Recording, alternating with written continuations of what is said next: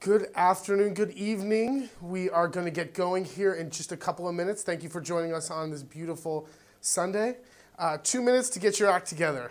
Preheat your oven, get all your ingredients out, get your recipes up, and we'll get going. 2 minutes.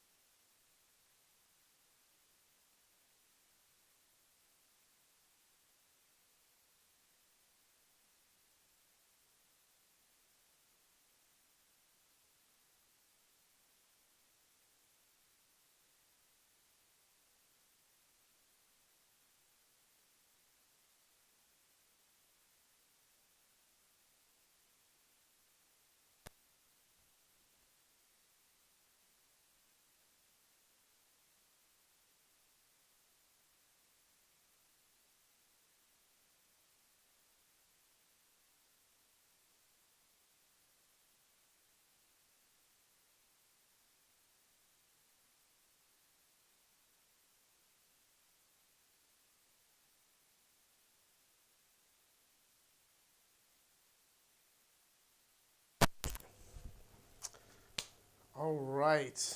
Are you ready to get going? I am ready. All right, here we go.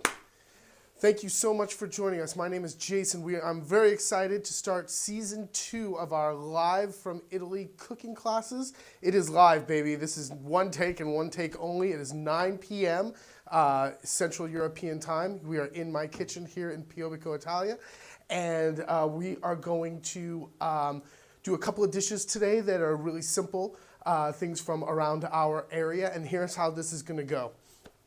We are doing this live, so the great part about this and the thing that separates it from everything else you'll see on television is the fact that you can participate. So if you have a question, a comment, something you'd like to ask, there's a chat window on the right-hand side of your computer, and you can go ahead and type something in. We're on a little bit of a delay since this is live, and I know the quality of the video is a little bit rough. We're working on that every week, but it's kind of cool. And if you knew where we were coming to you live from right now, you'd understand how technology can be a little bit of something that we have to overcome out here. But here we go. We're going to have a great time this afternoon. And one thing we're going to do is we're going to learn something. I get so frustrated watching a lot of things on TV because it's entertaining, but you don't learn technique. You don't learn why behind what you're doing. And that's what we're going to work on today. So I hope that your oven is preheating, got all your ingredients out, you took a look at the recipe. We're going to go fast and we're going to go quick here. And if you have any questions, go ahead and type them in on the right-hand side. Ashley's right behind the computer. You'll see her in just a minute, and she'll be asking. We're going to start off with the pears. Are you ready? Okay, here we go. We're going to do poached pears. This is something that we call BS chef desserts because, one, you can't screw it up. You can scale this for up from 2 people to 20 people, it doesn't matter, and you could do it ahead of time. And we're going to poach fruit. I love poaching fruit because in the summertime, we'll do nectarines, we'll do peaches, we'll do plums, and then as we come into the winter, you can do pears and you can do apples. When you go ahead and select your fruit for poaching, and I have these Angelica pears today, when you go ahead and select your fruit, you want to get them on the firm side. So when you select your pears, you don't want to get soft ones like Bosc pears. You want to get firm ones, Angelica, Anjou, some of the ones that are really firm, and get them a little bit underripe. Because if they're ripe, ready to eat, they're going to kind of fall apart when we poach them. We're going to clean them real quick. And to clean them, we're going to do it with a potato peeler. Really, really easy. First thing I'm going to do, you ready? Here we go. This is going to start right now. First thing we're going to do is we're going to make a base. You see how the pear won't really stand up because it's got a little hump in there? Let's see, will he? Nope. So what we're going to do is I'm just going to cut the bottom slightly so we can make a base. It doesn't matter if he stands crooked or if he stands straight up. It doesn't matter as long as he stands up. That's all we're looking for. Next, with my potato peeler, I'm going to cut around the base, and then I'm going to go from the bottom to the top. Just like that. Keep the stem on and try your best not to beat up the fruit. If you miss a tiny bit of peel, it's not the end of the world, yeah? Keep going around and around until you get something like this. All right. There you go. We'll do one more here in a second. There you go. Now, when you choose your fruit, again, keep in mind, you want them to be all about the same size. So if I have a pear like this guy, I don't want a super small one, and I don't want one that's much bigger because it will cook at different times. So what are the other fruits you can do with these? Let's do one. I'm going to do a couple more. I always do one or two extra because you never know. When you're lifting it out of the pot, it can slip and smack on the side and split in half. You can bruise it up. You can batter it up. You never know. If you have 5 people, do a 6th pear. If you have 2 people, do a 3rd. You'll end up eating it or you'll end up using it somehow. It's a poached piece of fruit. It's not the end of the world. Some other fruit that you can do for this. Apples, of course. And I talked about the summer fruits, peaches, nectarines, and plums. Those you can do with the stone in them or remove the stone. If you leave the stone in, just go ahead and put a little score around the stone, and once they're cooked, they'll pop right out. We're going to poach these today in some red wine. In the summertime, I do it in either rosé or white wine.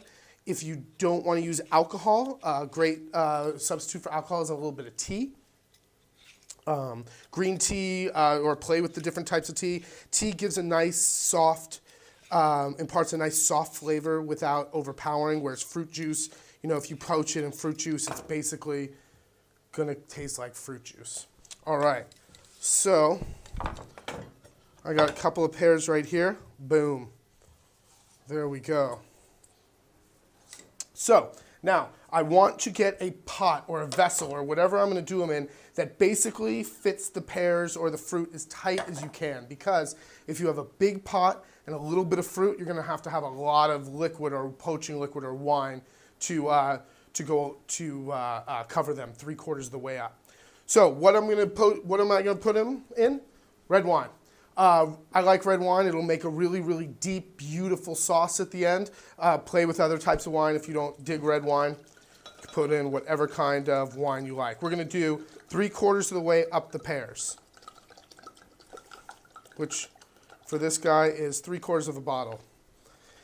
What else are we going to... I'm sorry? 3/4. What do we have? Montepulciano. These are our home bottled Montepulciano, but you can use whatever you want. Sugar. The recipe calls for, I think, 1/4 cup or like 60 grams. I never put in that much. I usually put 1/1000, 2/1000, about 2 spoonfuls. Once it reduces down, you give it a taste. If it's still tart, you can always put another spoonful in. Too much and it gets syrupy. What kind of aromatics? Well, here's where you get to do whatever your heart desires. Cardamom, cinnamon, rosemary, nutmeg, thyme, lemon zest, blah, blah, blah, blah, blah, blah, blah. Go ahead and be creative. The direction you go will really change the taste of the finished product. So today I want earthy. I want autumny. So I'm going to use a little piece of rosemary and a little piece of lemon zest. I could put in a little bit of thyme, juniper berry, whatever. It's not a lot. Okay? So what do I have in here? I have my fruit, I have whatever aromatics I want, and a tiny bit of sugar or honey, whichever one you want. We're going to go ahead and put this onto the stove. We're going to bring it up to a boil and then lower it to a simmer. Now, while that's heating up, we're going to talk about lids. What we have here is we're going to put on what's called a soft lid. And what do I mean by a soft lid? Well, a soft lid is what I call a parchment paper lid. A lid is merely a device for regulating humidity in the pan or pot. So whenever you think to yourself, do I need a lid? Ask yourself, what do you want the water to do in the dish? So for instance, rice, right? Rice, you put the lid on because you don't want the water, you want the water sticking in there. Whereas if you're making something like a ragu, you have no lid on it because you want the water to evaporate. In this case, the wine, we want the wine to evaporate, but we also want the wine, a layer of humidity or a layer of steam on top to cook the top third of the pear. So what I do is I put what I call a soft lid. And a soft lid is simply a piece of parchment paper. Or you can use a piece of foil that you just kind of poke holes with the top of the knife in.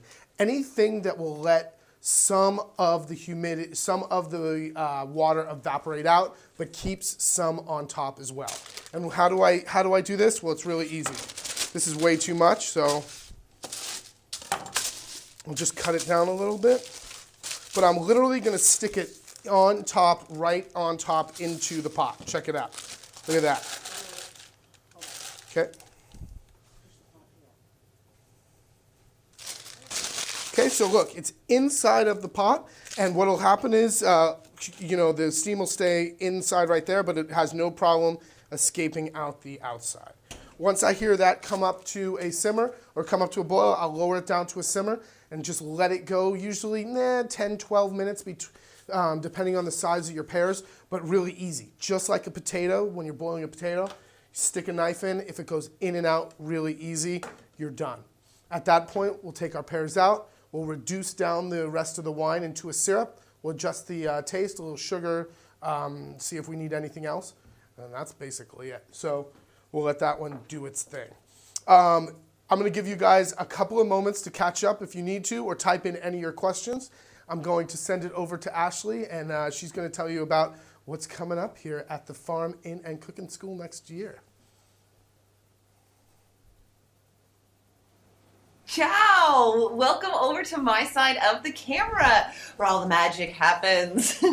Thank you so much for tuning in to our second season of our live cooking classes from Italy. We're so happy to have you guys join us and work through our kinks and whatnot being on YouTube. I hope everyone can hear us well. And keep putting in your questions, comments, say hello on that little square on the right side. I'm the one fielding the comments, and I'll start shuttling them over to Jason as they come in for questions. We will talk soon as well. Next week, December 21st, we have another live online cooking class, and those recipes are going to be butternut squash soup, one of my absolute favorites. And we joke this is going to be on Jason's tombstone, bring the butternut squash soup, and the ever almost damn near famous, good God, it's so good, tiramisu, off the charts. Even if you don't think you like tiramisu, this one is worth a try. I think, Jason, are you ready to go back? All right, we're going to shoot it back to Jay. And I do see a question really quick while you are still on meat. What heat should the poached pears be on? All right, great question. What poached pears be on? So I turn it to medium high until it comes to a simmer, until it basically comes almost to a boil, and then I lower it down to medium low, and they just really need to simmer. If you cook them on too hard of a flame and they actually boil, you stand the chance of them boiling themselves to death. They'll just kind of disintegrate. Just let them go nice and slow. As long as it's a little slow simmer, you're okay. If you want to give them a peek and give them a little turn halfway through, they'll take about, like I said, 12, 15 minutes, depending on how big they are. You can do that as well. Yes, Ashley. We got another question from Brian. When you say earthy for fall, what herbs are best? All right, when I think of fall, since we live out here in the countryside, to me fall is rosemary, juniper, thyme, those kind of things, the things that kind of survive still this late fall, early wintry. The juniper's ripe, we've been picking it. Rosemary's kind of the only herb. Rosemary and thyme are kind of the only herbs that are still doing okay. So to me that's, or sage. Sage is another one that reminds me of fall. But really you can do anything. I mean, of course nutmeg and cinnamon is fall as well. So whatever reminds you of this time of year, go for it. You can't do it wrong. All right. So my pears are now at the simmer. So I'm going to, let me show you real quick right here. There they are. They're at the simmer, yeah? So I'm just going to give them a little bit of a turn onto the other side. Put the thing back on, lower the flame to medium, I'm sorry? It's smelling good. Medium low, and let them do their thing. Like I said, like a potato. Just take a paring knife, in and out. When it goes in and out really, real nice and easy, no resistance, it's done. All right, let's move on to our meat course today. So this is one that, this is a come home from Wednesday night. It takes 15 minutes to put together, an hour to cook, really easy with a salad, dinner on the table kind of thing. This is called a rosto morto, or a dead roast. It sounds much better in Italian. This is one of the first dishes I learned when I moved to Italy. I would just go to the butcher and point to different pieces of meat that I didn't know what they looked like, what they were, and ask them how they made them. And this is an example of a braised meat dish. Braising means to cook something low and slow with a little bit of an acid, usually acidic.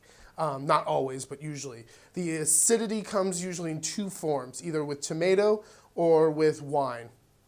Today we're going to use wine. This is something that is very versatile.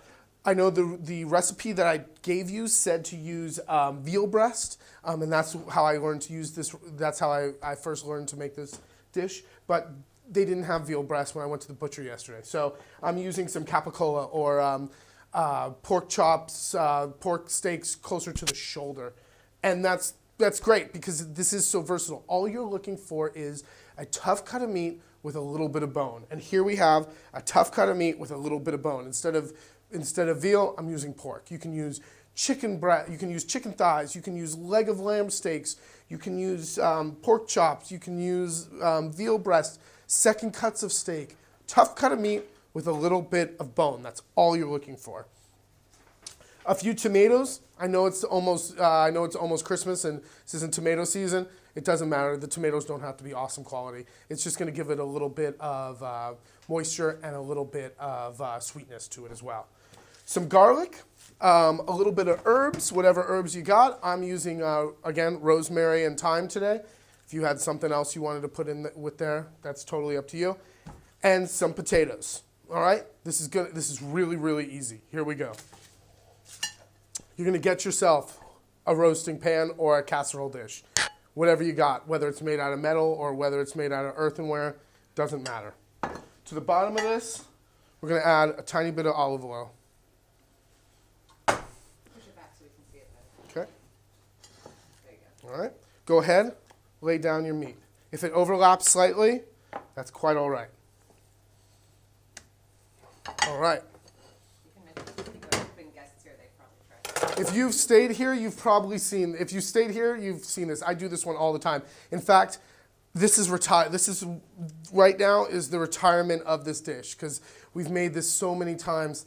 I just can't make it anymore. So this is it. We're going to do it for the cooking class, online cooking class today, and then I vow to never serve this again. But I love it. Never serve it at the agriturismo again. We'll make it for ourselves, of course. Here we go. So we have our meat with a little bit of olive oil.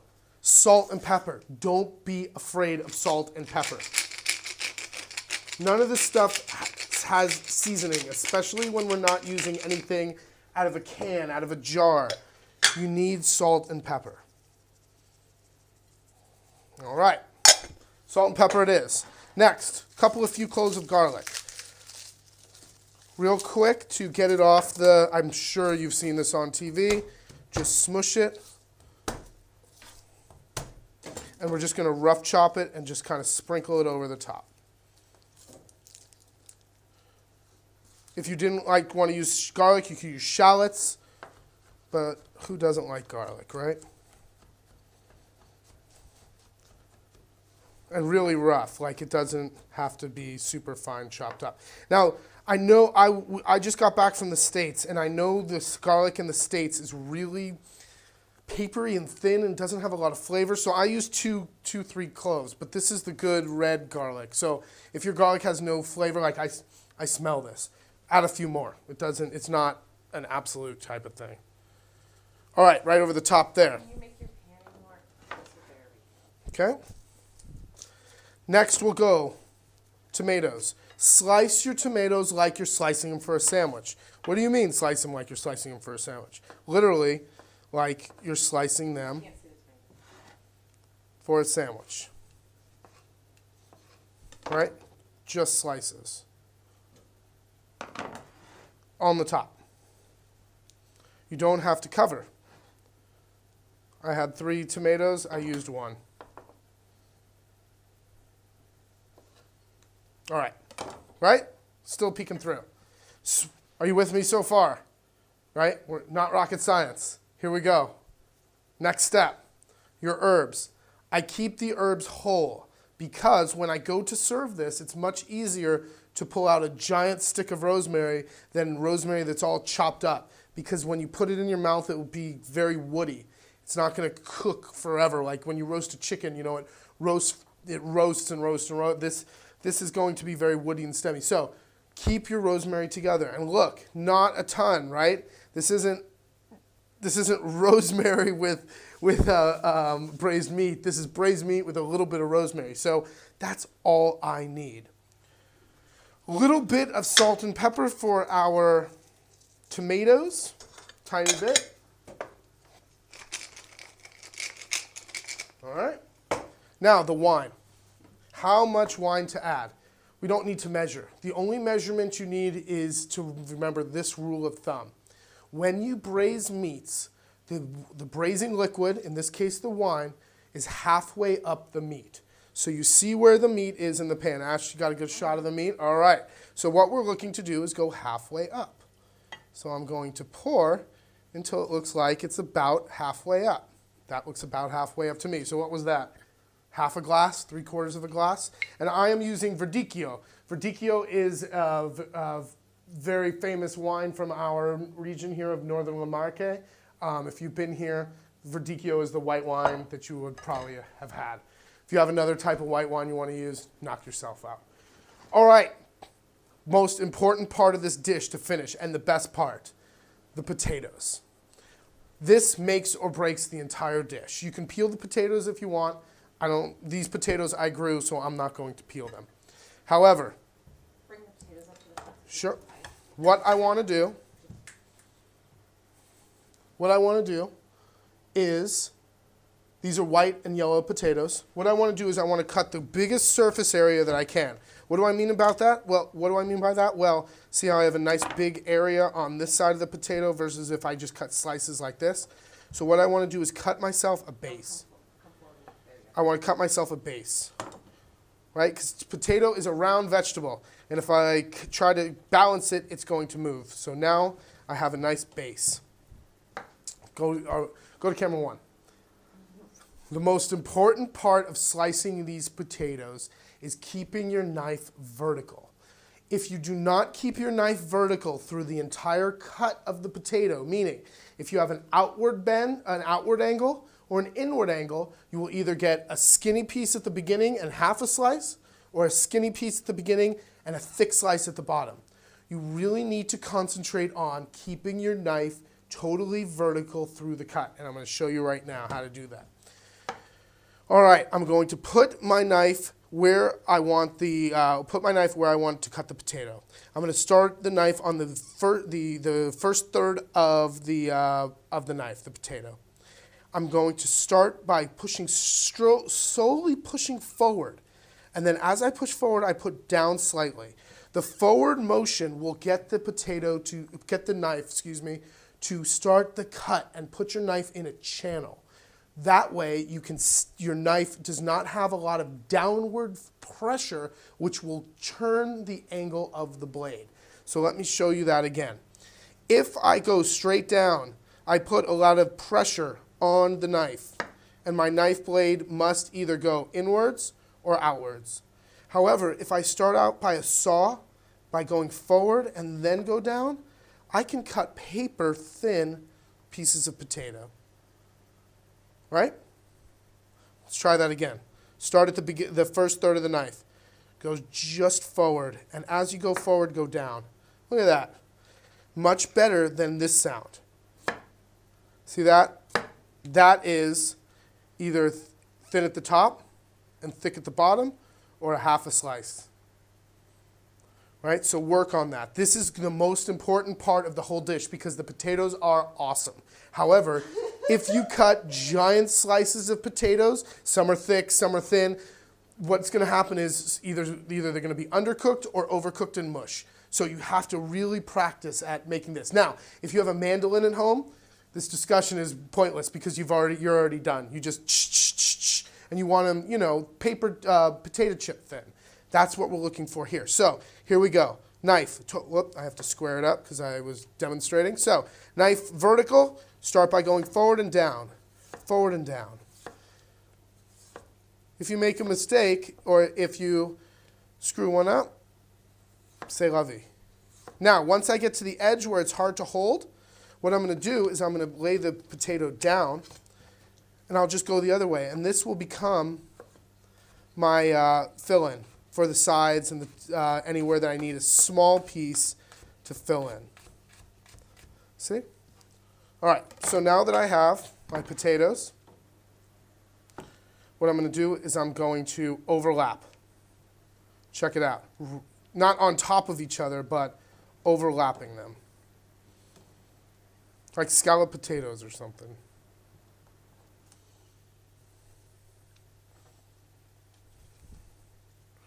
And again, the potatoes are the best part, so and here's my smaller pieces, see right in here how I can use them for the top, or I'm sorry, the sides where the round part of the potato doesn't really reach. I need one more. Once again, I'll show you. We're going to look for the largest part, so there's the largest surface area. So I'll go ahead and cut a little base. First one we'll get rid of. Okay. Start at the front part of my knife. Start by going down, forward, and down. It's a sauna push. Whoops. There you go, half one. A sauna push. Keep that knife vertical. Don't go straight down. Straight down, and you can hear that sound. You know that sound that I'm talking about. It's this. It's that straight down sound, and that is what you're going to get every single time. I'm going to see how I start out good at the top, and by the end, it's thick. Whereas this is totally even throughout the whole entire cut. All right. We'll finish them up. Again, overlap them. They're pretty thin cut, so you just don't want to put one directly on top of the other. You can make it pretty if you want. All right. Oh. Okay. Yes, ma'am.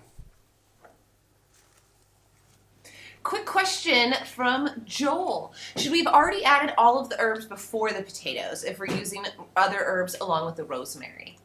One sec. Joel wanted to know if you add other herbs on top. I do not, because what we're going to do is once the potatoes get soft, we're going to lift the paper off and let the potatoes get nice and crunchy, and the herbs will probably dry up and burn up.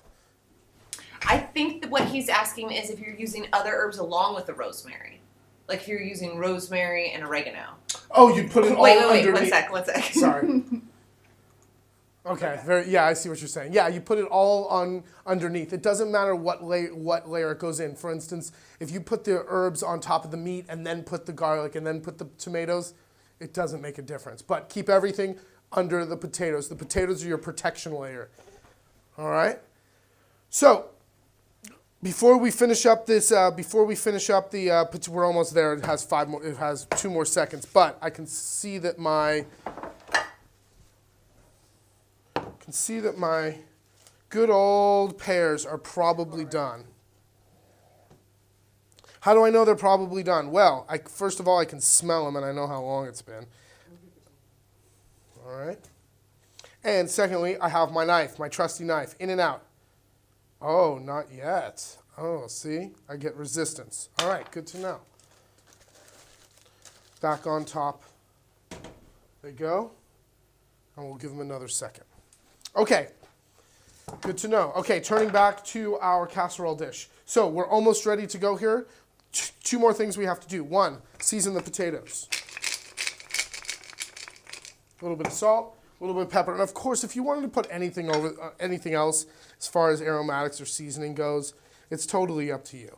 But a couple of things we have to remember in this dish. It's a braising dish. We're taking a tough cut of meat with a little bit of bone, and we are braising it. We are making that tough piece of meat tender through the use of cooking it at a low temperature slowly with an acidic liquid, usually wine or tomatoes. In this case, wine. We're using the tomatoes as our sweetness. Aromatics come from the garlic and the rosemary and the potatoes on top. Last thing we want to do, a little bit of olive oil on top for the potatoes. We talked before about our hard lid, soft lid, and no lid. Well, again, here's our soft lid.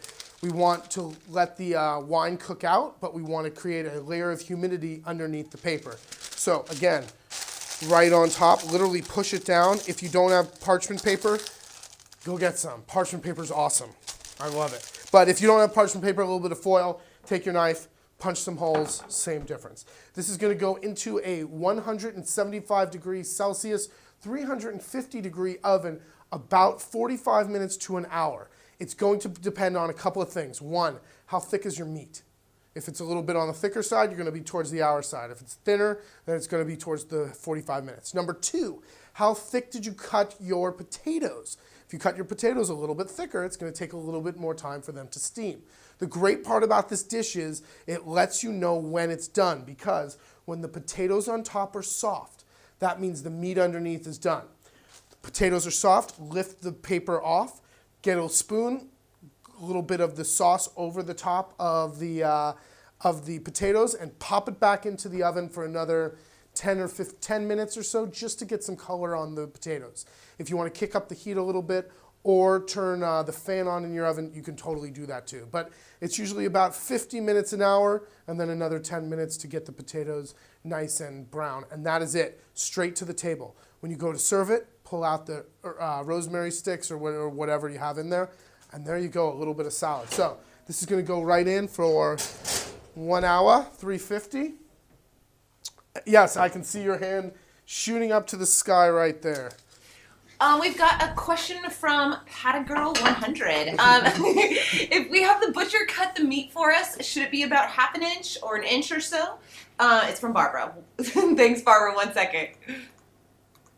Yeah, I would say about a half an inch is normal. If it's a little thicker, it's fine. It'll take a little bit more time to braise, but half an inch. You don't want a big fat steak or pork chop or whatever, but you don't want it like you're making you don't want it super thin like scallopini either. All right. Okay, so here we go. I want to finish off my poached pears. These are going to be done now, in and out, very nice. Be careful when you take them out because they are very delicato, believe me. When you take them out, we're going to put them on a plate. You can serve these warm, room temperature or cold.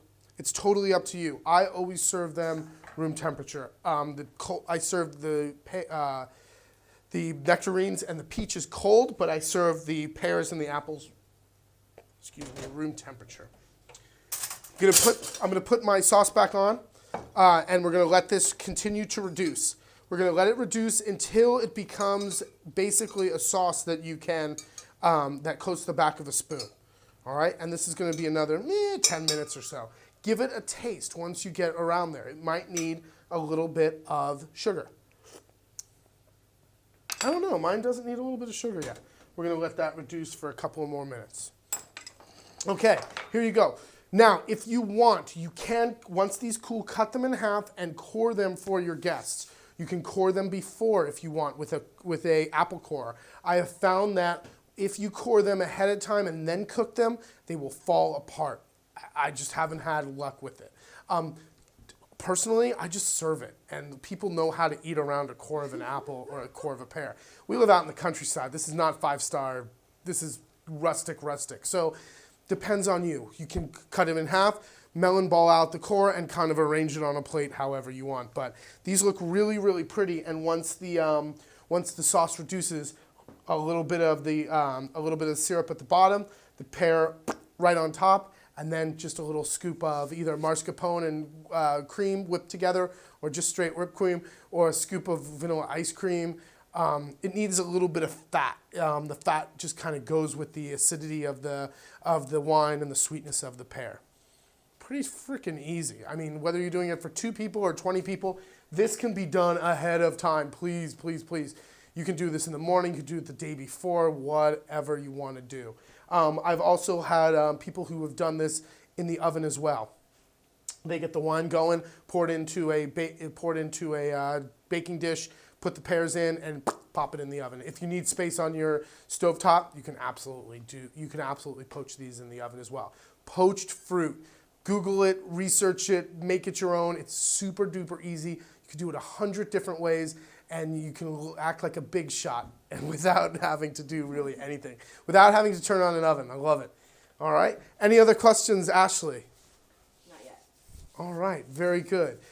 Well, I hope you learned something today. More importantly than just learning how to recreate 2 dishes, I want you to think about techniques.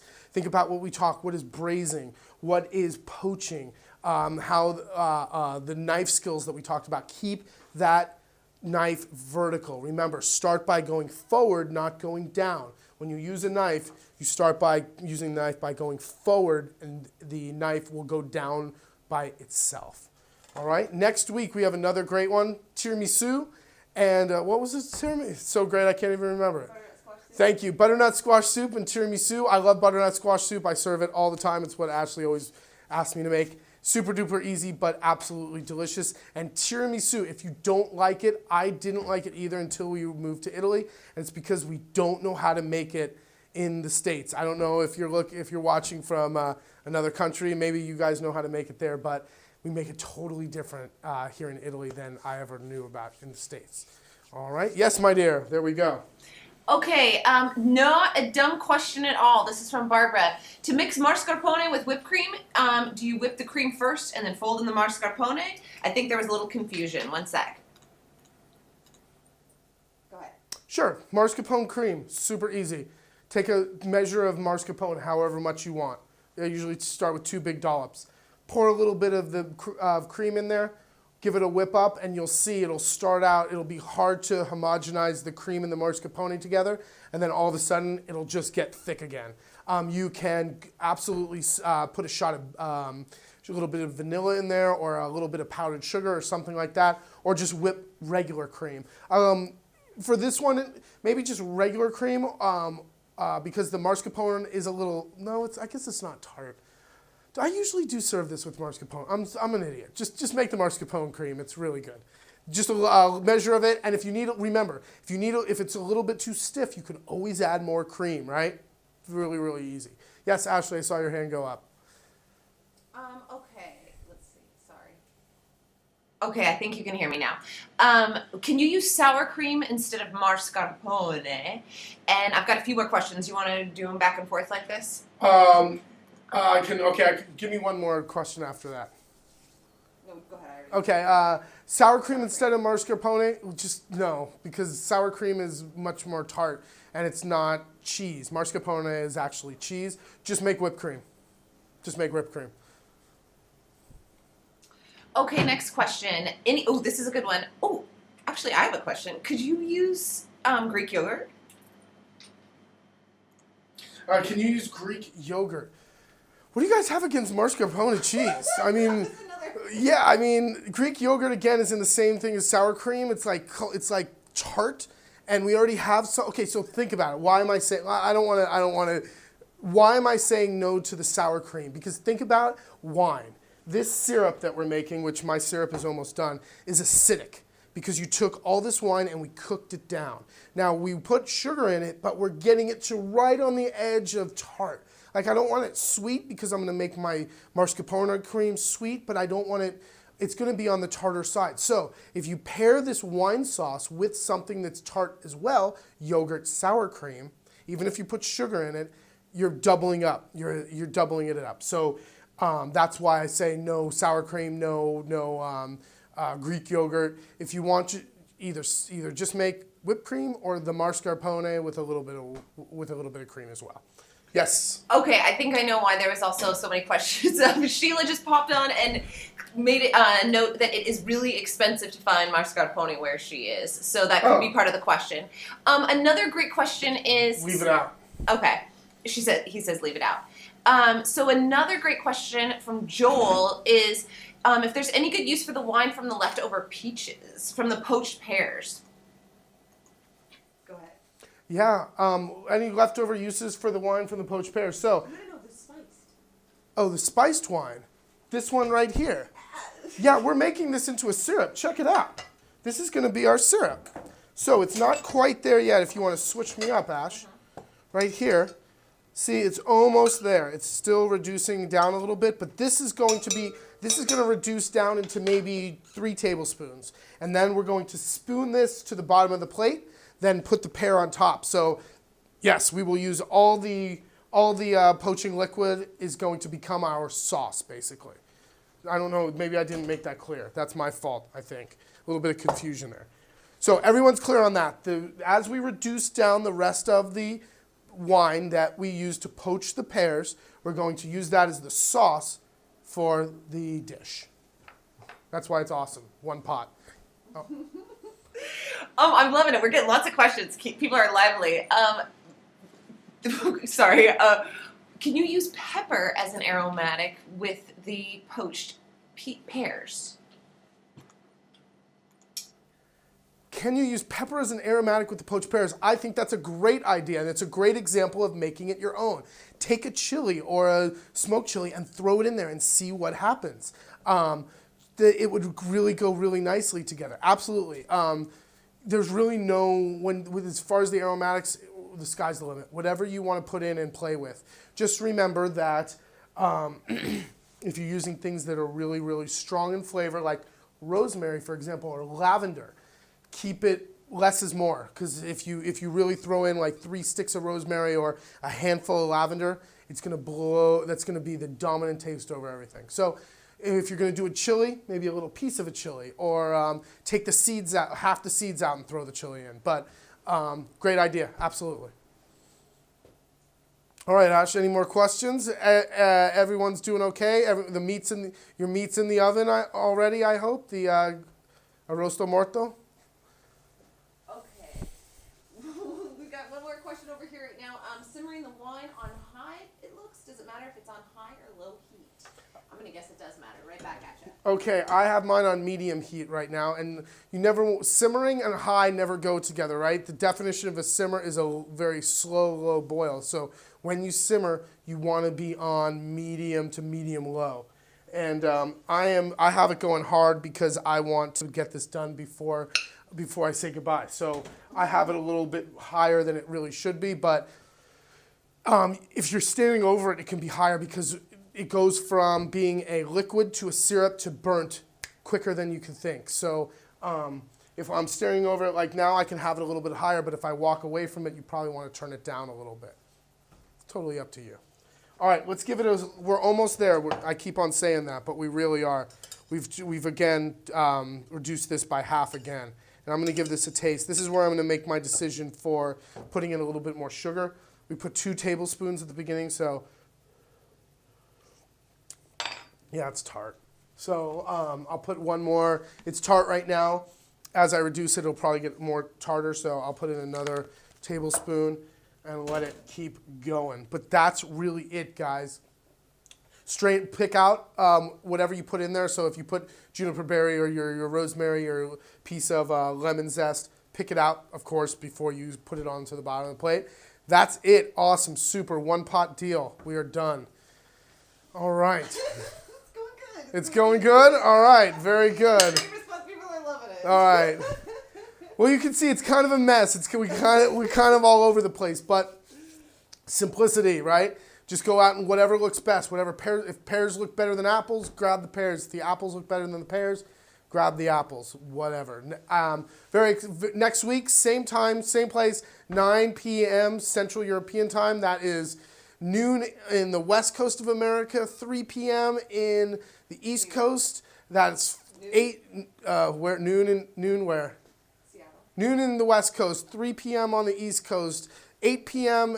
In London, and 9 p.m. here in Piobico, Italy. Thank you so much for joining us. Next week we have the tiramisu and the butternut squash right before Christmas comes around. Keep your questions coming. If you didn't keep up, you can go ahead and watch it after. It'll be up on YouTube. Ashley will send out the link or put it up wherever she does. Oh, it's already up. See, I don't even know anything about this. Thank you so much from Piobico, Italia. Until next time, until next week. Oh, there we go. One more second. Sorry. There it is. So, hold on. All right. So since this is done, I'll do it real quick. See, look at that. I thought we were done. So even though my plate's all yucky, it doesn't matter because I'm gonna pour this right in there. Oh, look how pretty that is. The thing with this sauce is it's blood red. So whatever it touches, it makes a horrible mark. So you have to. I know, look at my board, right? Look at my hands. Then, right in the middle, will go our beautiful our beautiful pear. And then right next to it will go the mascarpone cream or the whipped cream. And the contrast of the dark with the white is really, really pretty. And that's super duper easy and really, really healthy. There's not really much to that. A little scoop of whipped cream won't kill you. Oh, perfect for the holidays. Yeah, great for the holidays. Very good. Next Sunday, same time, same place. Thank you so much for joining us. Check us out on Twitter, Facebook, our blog, our webpage, La Tavola Marche, and that is LATAVOLA MARCHE. All right, very good. Thank you so much for joining us. We'll see you next Sunday. Ciao, ciao. Ciao, welcome back over to this side of the camera. We'll finish up some bits and pieces. If there's any last minute questions, make sure to send them in as I'm doing the farewell, and we'll try to shoot them over to Jason. Like he said, thanks again for joining us. Next week, same time, same place. You can visit us on our blog, website, or Twitter, Facebook, all the usual places at La Tavola Marche. You can follow me on Instagram and all the behind the scenes photos and quick videos at Ashley Bartner, ASHLEYBARTNER. And keep following us on YouTube. It will keep posting more videos and more of these cooking classes. Thank you so much for joining us. I'm going to check really quick over here, side glance. Yes, the link will be available as soon as this live feed gets turned off and stopped broadcasting. The link is up. It's the same one you used to get here. Thank you guys all so much for joining and asking questions. The soup and tiramisu is going to be great next year. Perfect for the holidays. If it smells like Christmas in your house, I think you've done something right. It smells delicious. Go Hawks! Woo! All right, we'll talk to you guys later. Ciao!